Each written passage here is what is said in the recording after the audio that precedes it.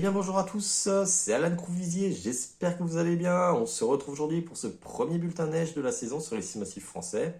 Et ça tombe très bien car les flocons sont à nouveau attendus sur l'ensemble des reliefs en ce début de semaine. Bon, il va dans des proportions plus ou moins importantes, on va le voir dans quelques instants. Mais tout d'abord, intéressons-nous à l'analyse technique. Alors ce qui se passe, c'est qu'on a un talon dépressionnaire qui va plonger sur la France. Donc celui-ci engendrera une certaine instabilité. Et ce talon dépressionnaire en question, il va progressivement évoluer en goutte froide, donc on aura encore de la nébulosité résiduelle à l'arrière.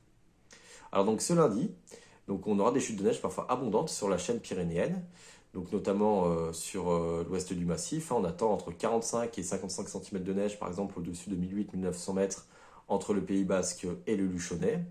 Et plus on ira vers l'est de la chaîne, moins ces chutes de neige seront significatives. Alors pour expliquer cet épisode neigeux, donc on va rentrer un peu plus dans le détail. Alors en fait, on va avoir le flux de nord-ouest humide qui va être canalisé entre l'anticyclone situé sur la péninsule ibérique et un minimum dépressionnaire qui est positionné en mer du Nord.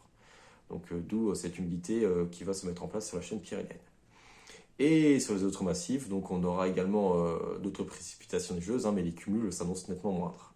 Et d'ailleurs, il ne devrait tomber que quelques flocons sur les sommets du Jura et des Vosges. Donc mardi, ces précipitations neigeuses régresseront sensiblement, mais on aura encore pas mal de nébulosité de basse couche à l'arrière. Ce sera également le cas pour la journée de mercredi, avec toutefois le soleil qui pourrait revenir sur les Alpes du Sud, les Pyrénées, ainsi que sur la partie interne des Alpes du Nord.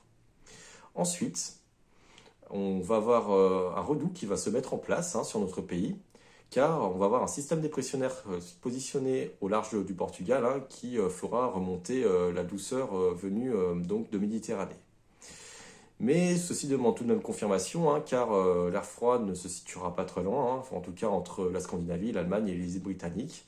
Et c'est vrai que compte tenu de l'échéance, on n'est jamais à l'abri d'un décalage de plusieurs centaines de kilomètres vers le sud. Merci d'avoir suivi cette vidéo, et on se retrouve jeudi prochain pour un nouveau bulletin sur les six massifs français.